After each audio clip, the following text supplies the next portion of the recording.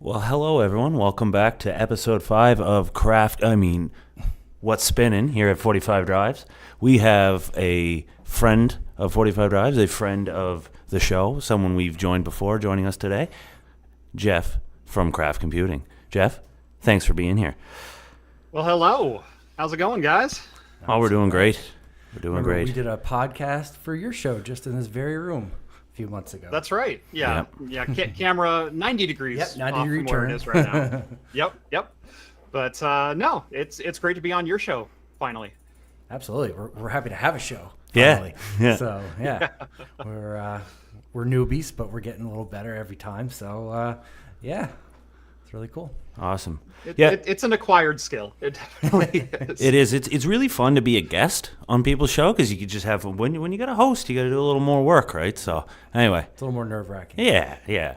Anyway, like I said, thanks for joining. All of Jeff's fans, thanks for joining. The chat's busier than normal. We're good to see. Definitely. And without further ado, let's get into what's spinning this week. What's spinning? Yeah. So, our star of the show, our guest, Jeff, we like to kind of start with a little bit of a origin story. We like to share with the people who may know you or may not know you, kind of where you came from, what got you into this wonderful world of creation, video creating and Tech. IT and tech and everything, because you've, from what I can see, you've kind of cover everything. So, first of all, what got you into the IT world? What do you love so much about it? How'd you get here? And the video creation part, was that an accident or was that kind of part of the grand plan? Oh boy. So I've always loved computers and IT. I started around 10 years old building my own PCs. I had a local church. They had a yard sale. They had a couple old 386 PCs that didn't sell at a yard sale, and they ended up giving those to me. And being an adventurous 10-year-old, I tore them apart and put them back together and went, oh, can I swap this part with this part? No, that didn't work. Okay, swap it back. And ended up with one working 386 when I started with two working 386s, and it kind of went from there. You didn't cluster them? No, I'm just kidding. Didn't cluster them, no. They did have some base 10 token ring network cards on them. Oh, wow. So in theory, Yep. it could have been done. But no, that kind of cemented the bug biting me, and I've had it ever since. Actually went to college to be a music education major. I was going to be a band teacher. And about a year into college, I started looking around and remembering all the band teachers that I had had growing up and how wonderful, amazing people they were, but also how old they all were. And I don't mean that negatively. I mean that as in they'd held those jobs for like 30 and 40 years. Wow. Which means they're the only ones who have those jobs. Yeah, exactly. And there's no openings. Yep. So do I want my family to, on a whim, move to wherever the only band director position is available in the country? Or would I like to switch professions? And so I decided to go into IT and follow kind of my second love. Did a lot of personal contract work, MSP style work, the small, medium businesses, real estate offices, doctors' offices, that kind of thing. Had a brief stint as a CNC machinist, Cool. and then finally landed a position where I spent a little over 13 years. First as a help desk director, and then moving on to basically a team lead for the network, and then eventually the director position, where I spent 8 years. Oh, wow. So I've seen all manner of things. I have a lot of different experience in a lot of different ventures. I've never worked with big data center, big business, big data, that kind of stuff. But anything small, medium business, government, K-12, health, I've seen. I've had my fingers in. So. And I bet you've seen that's some kind of awesome how I got stuff. started. Yeah. You look way too young for all that experience that I just heard. I don't know how old you are, but it's not adding up in my brain. Yeah. You just I got a young face, I guess. Well, when you start at 10, exactly. you can rack up experience rather That quickly. Is very true. Awesome. I am not quite 40. I am just shy of 40. Oh, yep. So that makes cool. In my haste to intro him, I forgot work. Oh, there you go. Look at that. So, to make him feel at home, Mitch has some customer calls after this, so I'm going to drink his beer for him. Yeah, a bit of a lightweight, so that's totally fine. Yeah. So you got a Breton right there. What are you drinking? I'm drinking a. Just a second. Screwing up the pour first. I'm drinking a Black Angus. See, this is how you can tell I'm a professional podcaster. Is I nailed the pour while asking you questions. Yes. But this is how you get better, right? You put yourself on live and you do stuff like this. That's exactly right. Our first number of episodes, oh man, they're rough to go back and look at now. But you learn, you get better. Push through it. I pulled a beer out of my fridge. I wanted to find the closest thing that I could to you guys, and I actually have a beer from Maine. Oh, cool. Nice. So rather close. Yep. This is from some brewing company. It is the Apostrophe IPA. It's 6% made with Mosaic hops. Skull For my says audience, 11 PST beer. I'll allow it. Thanks, Skull. Yeah. Skull is one of my longtime moderators. Wow, awesome. So, Thanks for joining us, Skull. thanks for joining Skull and everyone else. Like, I'm recognizing a whole bunch of names here. So awesome. Jeff, you talked about kind of your history in the industry as far as IT and things like goes. When did the idea come about to jump into YouTube or jump into content creation in that kind of world? I wish I'd done it a lot sooner. Looking back, cameras have also always been a thing that I love, and I've done a lot of video production and photography work on the side as well. Okay. But I never saw myself as an on-camera personality, and I'm like, no one would ever want to watch me just dinking around in my basement. Like, no one's going to watch that crap. And then life comes at you as it sometimes does. A couple longtime friends. Multiple decades friends, both moved pretty far away within like 2 months of each other. And so this core friend group that I had all of a sudden just split to the wind. And I went, well, now what am I going to do? Like, where am I going to spend my free time? And they said, you always talk about all this stuff until you're blue in the face. Why don't you just turn on a camera finally? And so I did. I knew I wanted to do tech-related IT or tech-related videos, and so I started off by finding a product that I couldn't find a video review for, and that was the motherboard. The Chinese motherboard, a Chinese market X79 motherboard that I found no English reviews for, and I'm like, perfect. We'll get this in, see if there's an interest for it, and we'll go from there. And there was. And my first video did 40,000 views in 3 days. Yeah, it's sitting at about 250,000 now. So yeah. That was my first video. Wow, we were curious about that. We were talking about that today. Was that actually your first one, or did you just like private some of them? But that is wild. No, that's actually video number one. It did 40,000 views in like 3 days, and I went, "Holy crap, this is easy!" And then I shot a benchmark video. Then I shot a benchmark video of it, and that did about 25,000 views Mm-hmm. in the same amount of time. And I went, okay, not quite as good, but this is working. Yep. Then I shot a keyboard review, and I think that still has about 1,200 views like today. Yeah. And I went, oh, okay, it's going to be more difficult than that. Yeah. Yeah, it's finding the niche, but that's actually really, really cool. Yeah, because like you definitely had some great success right on the onset, which not a lot of people get. So that's really cool. And you mentioned that the spread of videos, because I thought that too. You've got an awesome Spectrum, I guess. spectrum of stuff on there. Like you talk everything from GPU review to cases, consumer stuff, Proxmox. all the way to Proxmox and what is RAID. So a good mix of system. My question for you is, do you prefer a certain type, like if you're like, ooh, I get my hands on the latest GPU in case like that, or when you do more of the educational ones of like, here's how you can do something like that? Do you have a preference on each one, and do you get different challenges presenting those, and do the views kind of change? Like, do you have a different audience based on that?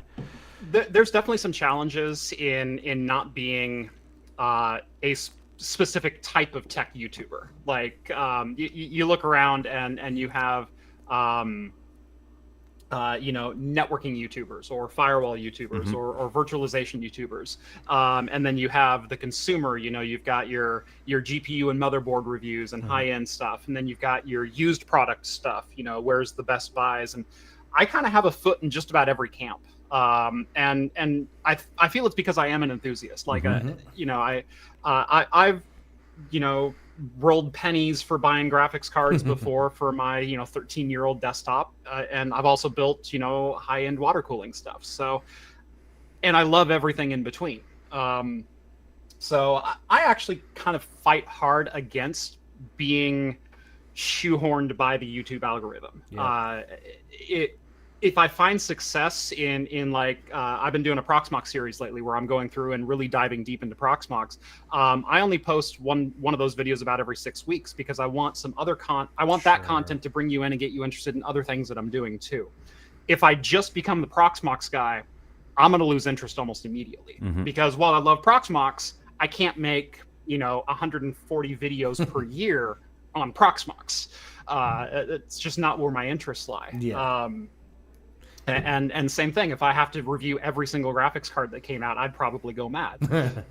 So I feel keeping it fresh and very loose and you don't know what I'm going to be talking about next actually kind of adds to being an enthusiast. You can watch my channel and go, oh, I hadn't thought about that. Or, hey, that's a new product that I've never heard of before, but now I'm interested.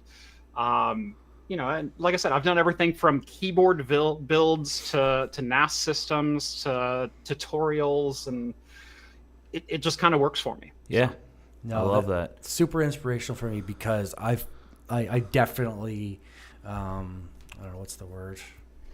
Inspired By Inspires. that. Yeah, because like I am very much in the same vein of enthusiast. Like this stuff is the stuff that I play with at home all day, every day anyway. So it really, like, so many times I'm like, one of these days I'm gonna put a camera on and I'm just gonna talk about whatever I'm working on that day at home. And maybe someday soon I will now.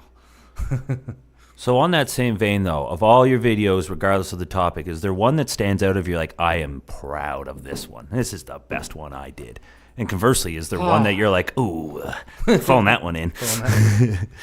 There's always a couple that you phone in. I mean, that it just goes with the day to day of doing a video. You put something out and you go, man, I wish I would have done that one better. Yep. Or I wish I would have researched this slightly better and not gotten this key thing wrong or something like that. But at the same time, I'm human, and while this is meant to be an educational channel, all of my videos I also like to be project based, and so this is what I'm trying to do. Come along for the journey with me, won't you? And there are some things that I'm very qualified to speak on. There's other things that I'm absolutely not, and I just fuddle my way through. And I'm learning along with you, whether it's presented as educational or not. As far as videos, I'm super proud of. Probably one of the ones I'm most proud of is my Windows imaging tutorial using Windows imaging or Windows Deployment Services. There we go. Oh, yeah. WDS. It's 2 videos that I think are in total about an hour and a half long. They're both the longest videos on my channel. But it goes in depth how to create a Windows image to prep for a client deployment. So if you're deploying 5 or 1,000, here's how you do it. Here's how you customize Windows itself. Here's how you set up your server. Here's how you customize it on the back end, and it walks you through the entire process. And I know that video now is actually being played for Microsoft's actual own that's paid awesome. tutorial service. That's They're wild. like, go watch this video because he nailed it. I've heard that so many times that like, no, my professor recommended I go watch this video. Oh yeah, no, that's And that's the driver, right? The stuff you're most proud of when someone was like, yeah, this was good. This is Like, I learned from this. You're like, yeah, no, not necessarily view count or any of it. It's I contributed. Yeah. Yeah. Cool. that is very, very cool. Oh, the other Jeff joined us. Oh, he's other Jeff this time. He introduced That's himself as right. other Jeff, so we're allowed to keep going that way. Yeah. That's hilarious. Like I said, it was made official, and I don't know why Gearling keeps fighting it. Gearling is other Jeff, and I'm Jeff. So you said you've been working on some Proxmox stuff as of late. You know, we're big Proxmox guys here and gals. It's obviously our compute offering of choice, not only because it supports Ceph natively, but because it's just an awesome platform. I know you've done a lot of really cool, videos that I've actually followed and used for like virtualization of graphics on Proxmox and things like that. What's the latest Proxmox stuff that you're up and working on here right now? Right now, I was going to dive into a little bit of the Proxmox backup server because it's something I've never really done a full dedicated video on. I've mentioned it a couple of times, but I've never actually used it. I always use other means. Like I have a TrueNAS server, and I just set up a file share and then just dump my backups over there. But getting something that natively, would read back and forth and have a little bit tighter integration, I'm definitely interested in. That's something we probably need to dive Proxmox into more. backup is one of the next things on my list. Very, very cool. Yep. Big Proxmox fans. Like I said, like we definitely have some customers that use the Proxmox backup server, but I don't know, it's weird. It's not something that comes up a whole lot, so I haven't had a ton of experience with it as of right now anyway. It's relatively new, I think. Yeah, about a year, 2 years. Something Yeah, like it only came out about a year and a Yeah. half, something like that. Yeah. Yep. Cool. So, what's next? You gotta. Sure. Yeah. No, we were lucky enough to join you on your live show when you came and joined us here.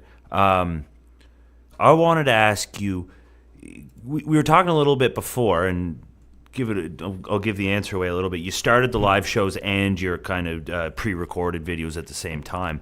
But do you find a different challenge doing the different? Like, I know personally, I love doing live shows. I kind of love being interviewed. I like just walking in and being like, all right, what are we talking about? And go. I'm just gonna go. And then when you do your pre-recorded stuff, you got to build a story around it and stuff like that. And there's some challenges in that. So my question for you is, do you prefer one or the other? And I don't know, what's kind of your method to prepare for both?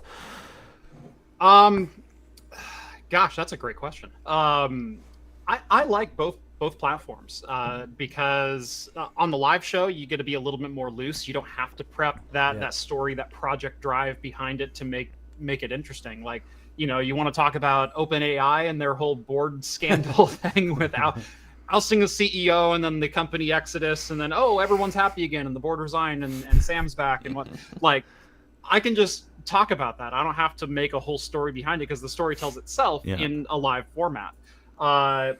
So there's a positive there.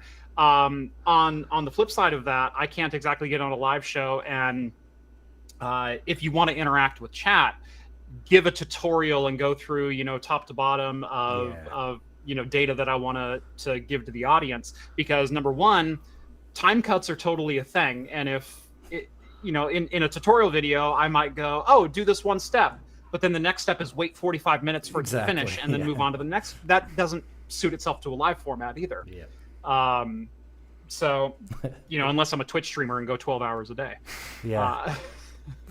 You mentioned the OpenAI debacle, which we kind of talked a little bit about offline, which is pretty wild. But in regards really to OpenAI and ChatGPT, have you been really diving in and getting your feet wet with the ChatGPT platform at all? I know I love it. Like, almost can't. It's almost like super Google. Right. I probably should be doing more with it, but honestly, I have not. Oh, really? It's interesting. It's one thing that I haven't dove into a whole lot. I've played with it. I've asked it some questions, but more like the goofy like 12-year-old humor questions, like can I get it to break itself and kind of crap. Yep. I'm actually really interested in more the art generation and image generation. Yeah, so the your DALL-E Stable Diffusion side of it, platforms yeah. and DALL-E and things like that. I feel, and I actually did a couple of videos about this. And speaking of another video that I'm quite proud of is the ethics of image generation based on based on source material that Other the AI people's platform copyrighted- doesn't yeah. own. Yep. And my answer is it depends, and it's very nuanced. So if you're interested in my take on that, go watch that video because, again, speaking of videos I'm very proud of, that's definitely one. But I feel Stable Diffusion and image generation and DALL-E can be amazing tools for artists for finding a starting point, or you know, hey, build me this landscape, and you know, you want to talk about, you know, starting a D&D campaign, and let's get imagery for that and explain exactly what's in my brain. Oh, that's really cool. And now as an artist, you can take that as a starting point and go, okay, I'm going to now create that image in my own style, or it gave me some artistic ideas on how to proceed forward. One of the hardest things about art is starting, is finding your starting point and then moving forward. And, you know, if that can just be another tool in an artist's belt, I'm all for it.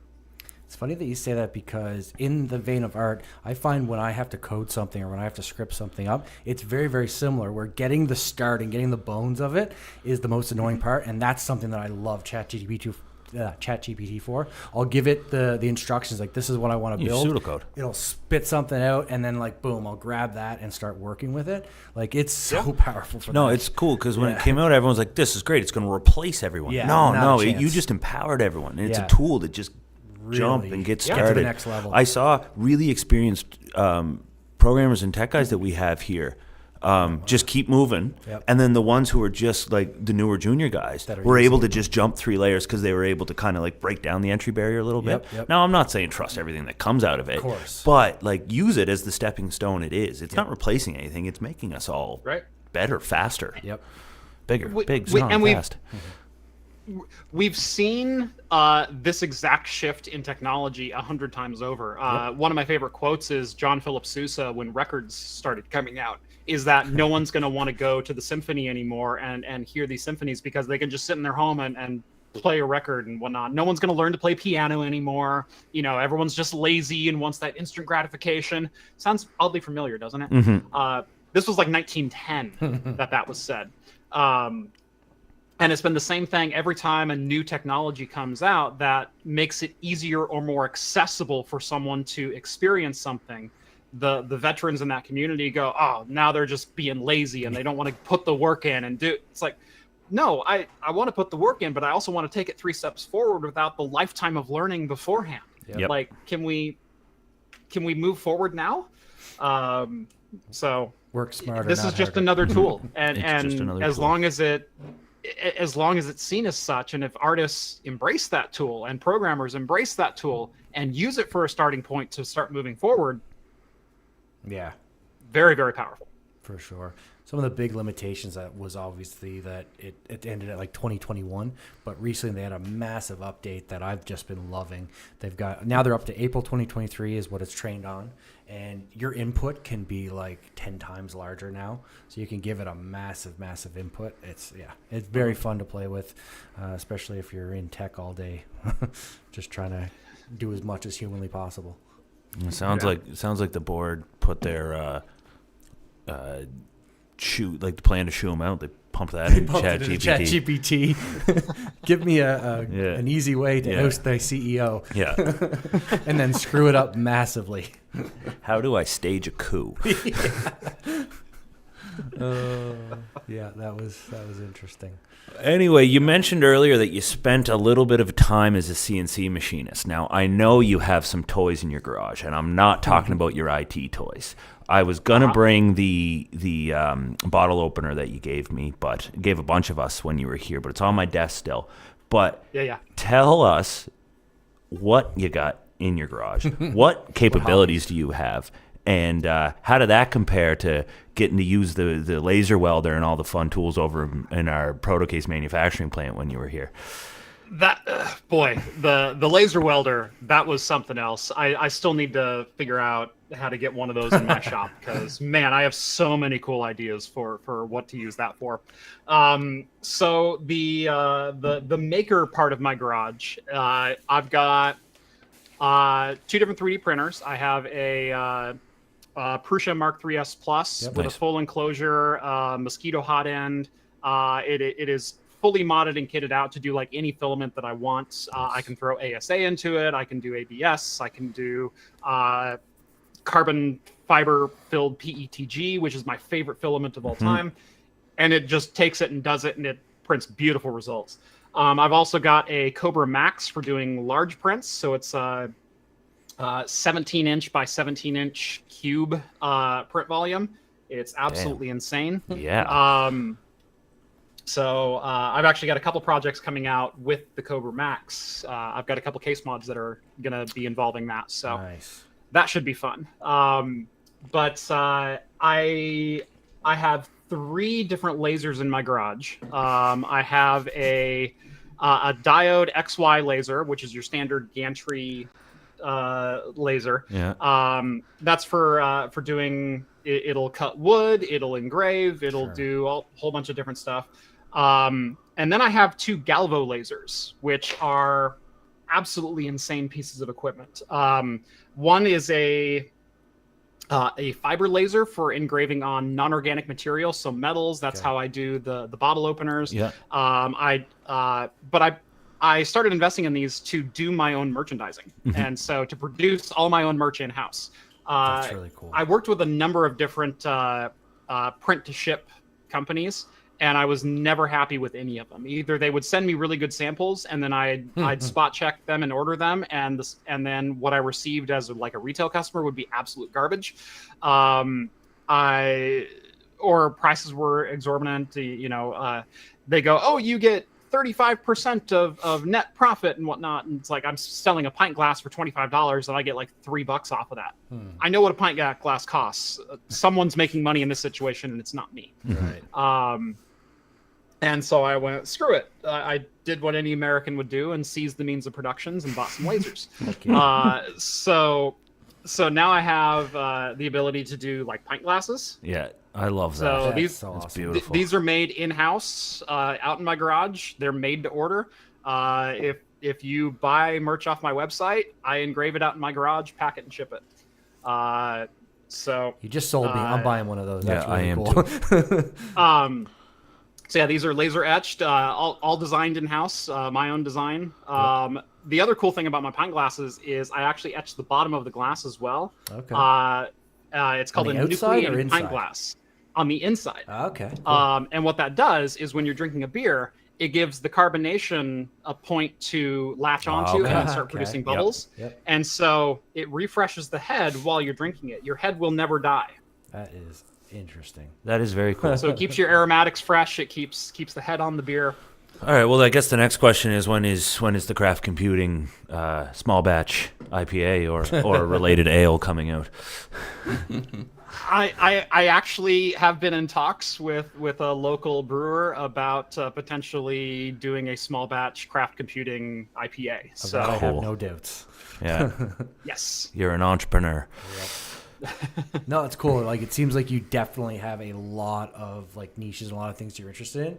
And like, I don't know, man, that's like the spice of life for me. Like, I love hobbies. I love getting interested in new things and just finding out, like picking something like I want to find more out about that and really dig into it. So it sounds like that's exactly kind of right up your alley, which is awesome. Yeah.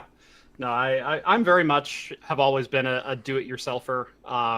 I understand there are times you pay a professional, which is why I did what I did for a living. So you could pay me to come in and do things. But at the same time, it's like, I'm only making $3 for pint glass. I know what pint glasses cost. I know what the equipment costs. I know what the design costs are. I'm still not making the money that I should be making. Someone else is making it. I can make that. And so now I'm selling my pint glasses at, I think it's $13 a pint glass. Okay. And I'm making like 3 times the profit I was from the last company. And the consumer gets a better deal. Yeah. The consumer gets a better deal. I get more profit. Everyone wins. Win, win, win. Yep. American made. That's right. Cool, man. Very cool. Switching gears a little bit, I guess, talk about the home lab. Yes. Because we haven't touched on anything. Just curious, have you found a permanent use case for yours yet? Do you have any ideas on what you're going to be using it for? Or is it kind of just going to be switched out for different things for different projects?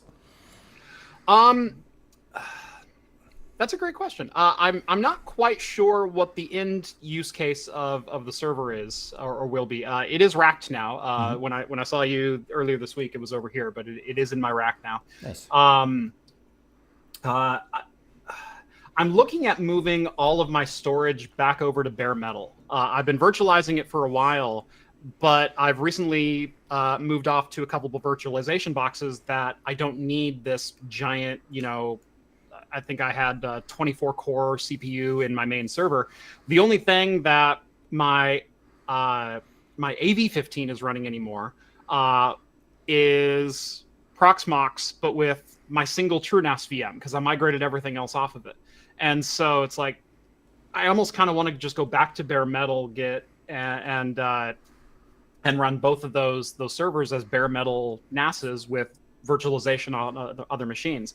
This is something I've gone back and forth with many, many times over the years. I've done bare metal TrueNAS, and then I've done virtualized, and then I go back and forth. So making sure I'm I just kind of in understand. the other swing again. When you say virtualization, you mean like you just pass the HBA through to a VM and then handle. Exactly. Okay, got it. Yep. Yeah. Cool. Gotcha. I did have a question about that, but it just slipped my mind. Doing the virtualization versus the bare metal. Huh. Frick, I forget. I'll think about it. We'll come back. Yeah.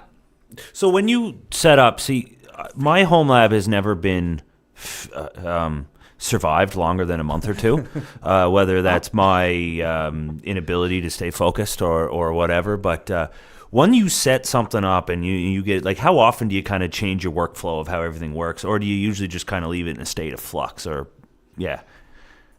It's always kind of in a state of flux. I mean, the hardware will change probably once every 3 months or so with something new that I'm testing or something new that I'm doing. Home lab is kind of a term that I think is used for 2 wildly different schools of thought around running home servers, though. Home lab can be home production server. That is something you rely on, utilize. It houses your Plex, it houses your photo backups and backups of all your systems, and provides services to your house that you now rely on as a production server. Or it can be a set of servers that is strictly to learn on, that is isolated, that you can mess up, that you can break, that you can rebuild, and that's the whole purpose of them. But we use home lab interchangeably between those 2 use cases. Well said. So I use my rack primarily as a production server, and so it houses a lot of. I use my file server for video editing. I edit directly off of my NAS. It has backups for a lot of my business work, as well as providing cloud backups to all that as well, getting some offsite stuff. It has software libraries that I utilize for benchmarking for videos that I do here. But it's also something that I tinker with constantly. And so trying to find that right balance of how much can I tinker with it while making sure it stays running, that's always the challenge. Yeah, same here. For sure. I remember the question too now, because it's something that I deal with. Like, so I have Proxmox on my Stornator at home, and that is my storage server. But it's also, I run a few VMs on it, and then I have a dedicated Plex server. So when you say you virtualize the storage, so you run up a TrueNAS VM on your Proxmox server and then pass your HBA through. So then do you used, so the VMs that you then spin up on Proxmox, are they then gone back around from, so you have like an iSCSI volume on the internal TrueNAS VM that then gets passed back through to Proxmox? Or I have done that before, and you can totally do that. Yeah. You then run into the issue of if your TrueNAS server goes down, everything goes The dependency loop. right, and you've created a dependency loop within a server, and that's kind of a difficult one to get around.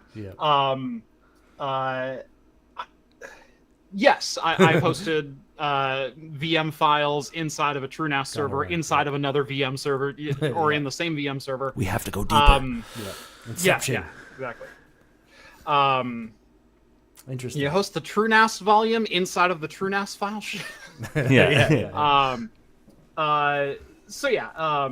It totally does work, and depending on your use case, it might be totally viable. Most of the time, my VM operating systems themselves will run on a RAID 1 stripe on the main TrueNAS or on the main Proxmox volume. And then if I need ancillary storage, I will either create iSCSI or SMB or CIFS shares from TrueNAS and then give them access to that. And so TrueNAS has to be running for their services to run, but the OS drive itself stays on the Proxmox volume. Yeah, that makes sense. I've always been the lazy man where I literally just run a zpool on my Proxmox node, and then I install Samba on Proxmox, where they say, "Oh, you shouldn't do that," but hey, it works great for my home lab. and that's the point. Yeah, go ahead. Right. One question I get all the time is, why are you installing TrueNAS? Isn't Proxmox just running ZFS, and can't you just share files from that? Yes, but the experience sucks because you have to do everything by hand. Exactly. There's no GUI for it. It's not meant to do that. There's no permission scaling. There's no ACLs. There's nothing that you can do to make it clean. Counterpoint, why are you running Proxmox? Doesn't TrueNAS have virtualization? Yes, it does. It's not as powerful. It's not as user-friendly. Scale is getting there. But Core is still very much not. Yeah, and Core is BSD, so no Docker containers, no Docker, no containers. It's an immutable file Beehive? system. Is there VM? Yeah. So it's two very different pieces of software that do have some crossover features, but they're designed for two wildly different things, and the GUI and the user experience and everything else is completely different. So something we never intended, especially for our enterprise production customers, but something that the home lab may find really interesting, is you can actually spin up a Proxmox server and then spin up a Houston UI on that same machine. So if you want to do your VMs and everything on your zpool, and then you want to create SMB shares, you can use file sharing through Houston, so you can do all your permission management through Navigator, all that kind of stuff. So it could be a little fun home lab project. It needs some TLC, some sanding and some finishing on that, but that's home lab for you, right? So it's an interesting. I've heard of a couple people working on projects like that, of putting Houston onto Proxmox so they can have a one-stop shop. I haven't heard a high level of success yet. But, I think we have a video on it. I think one of our colleagues made a video. We could point them to it after the podcast. It's on the list. It's on the list. I'll tell you that. Yes, sir. So a little more about the home lab. So as you know, we're just getting started with the home lab lineup. You've got some really, really great ideas that we've been picking your brain on. We'll say it bluntly. Jeff was the kind of nucleus of, hey, in the Creator Summit, it was, hey, love what you got right here. Yep. But like 4, 8, like, let's go. Where's next? Where's the roadmap going and everything like that? So I do want to give you your flowers while you're here. Like you lit a fire under us on where we're going. Absolutely. And there's some competition in that market. Of course, I know there's very much pretty cool little cube device that came out. So there's, but we've got our spot. So yeah, just a quick touch on that. I want to say where that product line is going is, we did the 15, but we're going smaller next. We're going to do a 4. We're going to do an 8. And then the option of like maybe a client that powers those, are they modularity of the box? We have some ideas to figure out there, but In regards to the home lab, we've seen a lot of the videos that are coming out lately, and we love the feedback and love the information we're getting. We're actually working on a video right now, and it's got a little bit of a spicy name to it, but it's really just for clicks. It's called Why Home Lab 15 Isn't for Everyone, or HL 45 Drives Home Lab Isn't for Everyone. And really, it's going to be a piece on talking about how this is really a premium solution that has its niche. And we understand that you can go out and you could buy a secondhand Dell that used to be $10,000 that's on eBay now for $200 or $300. But I fundamentally don't think the two are competing with each other on what we are trying to do here. We get that some people can make that argument, and I understand that it makes sense to them. So it's going to be a fun little video we're putting together. We should have that out next week. I think I ordered a Super Micro or one of the chassis that you got off eBay just to have in comparison. So definitely look out for that one. That's going to be a fun one to talk about our position. I like too that you guys are taking the position. Look, this isn't the be all end all home lab server. Exactly. And I also love that I told you guys at the summit that some people are going to love the price and some people are going to hate it, and you're just going to have to own that because there are different markets within home lab. And then I iterated again in my review of the home lab server that look, some people are going to go, oh my God, that's the greatest price ever, $800 for the chassis with the backplane and solid construction and whatnot, $2,000 for a bare bones server with CPU and RAM and ready to get up and running, but gives you a Xeon platform with registered ECC with all the trimmings that you can turn into whatever you want. Yep.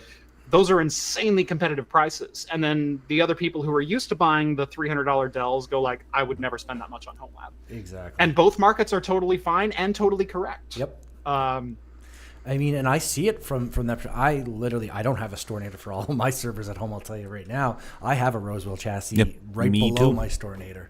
What's that? Me too. Yeah. So it's like we totally understand. We're not going to be sitting here holier than thou being like this is the be all and all, but it is definitely serving a niche, and we've had a fan base that have been clamoring for this for a long time. We're really excited to start serving them and hopefully bring over some other people as well. And there's benefits too of this. Like we did roll a lot of the enterprise design into this, right? Like the backplane in that thing is the same thing we put in our other machines. Yep. Supports everything you need to do staggered spin up. It's got all that good stuff. But also the biggest thing we're proud about, we're almost a little quiet about it lately, is the toollessness of it. Like, oh my God, yeah. I hate caddies. Friggin' hate caddies. That Rosewell chassis I have, it's fine. It got the job done. Yep. But like changing a drive out on it, I kind of stopped using it. It's annoying because it's gotten used. So like we've really liked that idea of like you just plug fingers. it, 2 fingers, it goes in, you can pull it back out, and that's kind of at its core what we like. We're toolless. We hate caddies. Yeah. That'll never ever leave. I one time spent literally an entire day pulling hard drives out of 40 case boxes, installing them into sleds, and then installing them into a 2-rack installation. Yep. I spent an entire 8-9 hour day installing hard drives. Yeah, same here. We did a install for a client out actually near his area. London too, but the big one. We had to install 980 hard drives. Yeah. Anyway, we did it in 8 hours because we didn't have to put them in caddies. That's what I was going to say. We did it in London. Right. We had 7 servers. We were done in like an hour. It was it just literally boom, boom, boom. You know what I mean? Yep. So easy.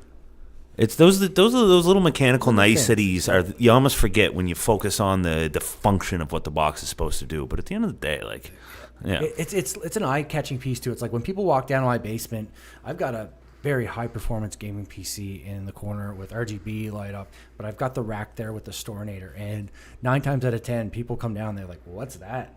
And it's talking about the 45 drive server, and it's like, oh, that's where I work, and I just talk about it. So it's like, it's also it's not, I don't want to say art piece, but it's like something that really catches your eye in a traditional home lab environment. So those are all the cool things that we love about it. Yeah. So there is a segment, I think it's a perfect time to bring it up, that we've been doing with everybody. We call it War Stories. Now, I don't want to put you on the spot. If you don't have one, it's totally fine. But essentially, the idea behind it is in the IT field, or even over the last few years producing videos or out at a conference or wherever you may have been, something that you may have thought was going to be, oh, this is going to be a piece of cake, or you get into a problem that you start solving and then you just go down the rabbit hole and it just keeps going and going. And you end up with a story that unless someone went and put their boots on the ground and experienced it, you're just like, yeah, you wouldn't have learned this in school, buddy. Yeah, exactly. Ooh. Active Directory. I second that. Do I have another beer? Permission management. So a lot of our clients were government K-12. A lot of them use Active Directory because that's how they authenticated everyone. That's how file sharing worked. It was just in the DNA of it. Of course. And had one particular site had, gosh, I want to say close to 3,000 endpoints, client users. Had 2 different server sites on a distributed LAN, so like 5 or 6 client or like individual office locations, but then 2 of those held servers. They had fiber between them. It was a great setup. They had an Active Directory system that was on 2012. I want to say it was on 2012. So the Windows 8 base of Windows Server. They were migrating a lot of their clients up to Windows 10. And during that time, there were a whole bunch of incompatibilities with group policy. Microsoft went through and rewrote a whole bunch of group policies between Windows 8 and Windows 10. So you had to have the new schema if you wanted all that policy, configuration ability. So they needed to update their Active Directory from 2012 to were we going 2012 R2? Or were we going? I think it might have been 2016. There was Server 2016. So Microsoft has some instructions on how to do this. Now, this particular setup, they had 3 Active Directory servers. There were 2 in one location and 1 in a second location. So they had their primary FSMO, and then they had a replica of that, and then they had also a replica of both of those. Okay. The primary way, according to Microsoft, according to their white papers and documentation, is you spin up a new 2016 server. You then join it to the existing domain. You transfer all the FSMO roles from your primary server over to the new 2016. Then you decommission the servers one by one. And then you spin up new replicas of your 2016, and then you create the web out again. And so, like, spin up, join, migrate, decommission, spin up, join. Yep. Okay. So we followed the white paper to the letter of how do you migrate this Active Directory to a new schema. And I think sometime around the time that we decommissioned the old primary server, we started noticing some problems on client machines. Of they weren't grabbing the new group policies from the new server. They were looking to the old server still, even though that server shouldn't exist anymore. And all the servers knew it shouldn't exist anymore, but the clients wouldn't let go of it. Caching, maybe? Can't wait to find out. Yeah. We spent tens of thousands of dollars on Microsoft support. We also contracted with a second company. We got one of their techs in for 40 hours. And this is in addition to our own in-house techs as well. The end result was Microsoft going, I don't know why it didn't work, but if I were you, I would abandon this domain. I would create a new domain. I would format all your PCs and rejoin them to the new domain. Oh, that's very helpful. Thank you. Because we would even unjoin PCs from the old domain and we would join them to the new domain, the 2016 domain. Yep. And for some reason, that 2016 wouldn't let go of some of the hooks of the old primary FSMO server, and would still be redirecting clients to the old server that doesn't exist anymore to find group policy. And so we would unjoin a client, join it to the new domain, and it would be looking for policies that don't exist anymore and error out on boot or fail to authenticate or not get certificates or not do this or not do that. And yeah, the end result of tens of thousands of dollars of Microsoft support was roll it again. Yeah, just start over. Oh my God! So that means creating all the users again from scratch. That means migrating all of your user accounts, thousands of user accounts, all of your permission sets, all of your data, all of your existing rules and group policies. Basically, rewriting every single group policy one by one inside the new system, which we were kind of in the process of doing anyway, but being forced to do that literally over a weekend. Oh my! Yeah, that's a war story. That's a war story. Yep. Yeah. Well, thanks for sharing. Was bad. Yeah, that's real bad. I got a bit of an interesting one. It happened to me yesterday, actually, and it's a little technical, so I'll try to make it for everyone to understand as best as possible. Oh yeah, this is new. So we ship Petasan. Now, Petasan is a appliance version of Ceph. Essentially, what it does is it takes Ceph and it does a fancy, nice front-end UI around being a SAN. So for iSCSI, for ESXi, things like that, right? So something we're very familiar with, of course. So we had a customer yesterday come in, and what they tried to do is they tried to add CIFS to Petasan, which it does fully support, but they didn't have a CIFS network set up at that time. They went in and decided to create a new VLAN on one of their interfaces, which was the same interface as their back-end Ceph network. And so they decide, okay, I'm just going to create a new sub-interface, create a VLAN on it, and I'm going to put a subnet on it.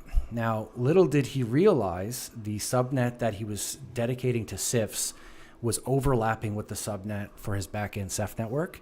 So he thought it was, because his backend network was a /23, and the network that he gave for CIFS was on the second octet of the range of the second octet of a /24. And so exactly, you got it. So he created that and tried to spin it up. Ceph completely dies. All the nodes go unresponsive. So he calls us in, we get in there, we start looking around. I'm looking at it and I'm saying, okay, I'm just trying to get the lay of the land of all this stuff. Every time I start doing something, a node shuts down. Okay, I'm because is their console service. So Petasan has something called fencing. If anyone knows what fencing is, one of the terms they call stone it. It's shoot the other node in the head. And the reason why it does this is if a node goes unresponsive in a SAN environment or in a Petasan environment specifically, they take the act of this node could be frozen, meaning it might be unresponsive forever, but it might actually come back. Now, if it had some I/O in memory that it was trying to commit, and that node unfreezes 5 minutes later, it might try to commit that I/O, and then it might end up causing some sort of corruption. So what they'll do then is if a node goes unresponsive, it will make sure that it hard powers itself down completely offline. Now, the only way you can turn off fencing in Petasan that I'm aware of is through the UI. But the UI was unavailable because the network was unavailable, and we still to this day do not know how to do it through command line. So there I was playing whack-a-mole, trying to get the nodes up long enough after I finally removed his CIFS network manually through command line on all of them and then got them rebooted, is I was trying to get them up long enough so I could get into the UI and disable fencing. And it took about 3 tries. And then once I finally got that off, then, no, it's not over yet. Then the Ceph network's still not working on one of the nodes. And I'm like, what is going on? I look, system D is completely hung up. None of the service will start. And I'm like, what is happening here? I'm trying to system control status. Nothing. And then I'm like, I bet you the boot drive's full. DF, 100% boot drive full. So nothing was starting on boot. So the Ceph monitor, all the important services wouldn't start. So finally, I cleared the boot drive on that one, restarted them one more time, got them all up, and finally it was starting to come around. And now what was happening was the NTP server somehow got all messed up. So the time was out of sync. With Ceph, it's very, very important for the time to be in sync on the monitor nodes within 0.3 of a second. And so because they weren't in sync, we were so close at this point. Like we were finally happy. Like we knew we were going to get them back up. But it was just like, oh, okay, now this thing happening. Oh, and now this thing's going on. And so it was just such a perfect storm of playing whack-a-mole with the fencing and the boot drives failing at the exact same time. It was quite the couple hours troubleshooting. Oh, Don't overlap your networks. yeah, don't overlap your networks on Pedestal. Yeah. We had a Cisco firewall one time that didn't take a VLAN change on the WAN interface properly, and brought the entire network down because it was trying to take. Basically, it was just a basic firewall, had WAN in on one and LAN out on the other. We were trying to migrate the WAN interface over one port and reutilize the old WAN port. Yep. It didn't accept the VLAN change and ended up getting all of its wires crossed. And so no matter what WAN interface you plugged into, it didn't want to distribute it. It only wanted to distribute the LAN network. And that was a Thursday night, 10:30 p.m. I ended up calling a colleague of mine in Portland and saying, hey, I know it's late. I know you're just getting off work because I know the client site that you're working at was doing like this whole spin up, which is why I knew you were still awake. Can you drive an hour and a half south to me and help me troubleshoot this thing? I'll buy pizza. And he did. Oh, what a good friend. Good man. Yeah. Good man. Yeah. But it's like we have to be up and running at 7:00 tomorrow morning. Yeah. Like there's Or no. else. Yep. Yeah. So one of us is getting up early anyway. So would you rather knock this thing out tonight? Yep. Yep. Yeah, we're here. That's funny. You got anything else on your agenda? No, that's the end of the agenda. That brings us to the end of the hour. Yep. And we do have a call we have to get Oh, to. shoot. Yeah. Yep. So how I want to end our episode of What's Spinning is, again, thank you for joining us so much. This has been a great chat. And I want to give you the platform. Everyone who's here is probably a Your craft fan. computing Yeah. fan anyway, so they know all about you. But everyone, go check out his YouTube channel. Check out all the good videos he has on there. And Jeff, why don't you take the opportunity, tell the fans, tell the listeners what's going on, what's you got going on in working your on? world. Sure. Well, I'm Jeff with Craft Computing. You can find my YouTube channel, Craft Computing. We cover just about everything that you could be interested in from a tech enthusiast. I cover everything from servers and home lab. In fact, my video I released yesterday was on a brand new server from Supermicro with AMD Sienna. So we got to take a first look at the architecture for AMD Sienna. I do eBay builds. I do recycled builds. I do brand new high-end water-cooled case mod builds, and everything in between. Nice. So if you like tech, if you like servers, if you like home lab, if you like computers, if you like CNC and lasers, come give me a look. Now that's an elevator pitch. Yeah. Good man. Awesome. And with that, we'll end episode 5. Oh, never mind. Mitch's got his hands up. Go ahead. Are you planning to do any content on the new Threadripper launch? Are you looking to get your hands on any of that?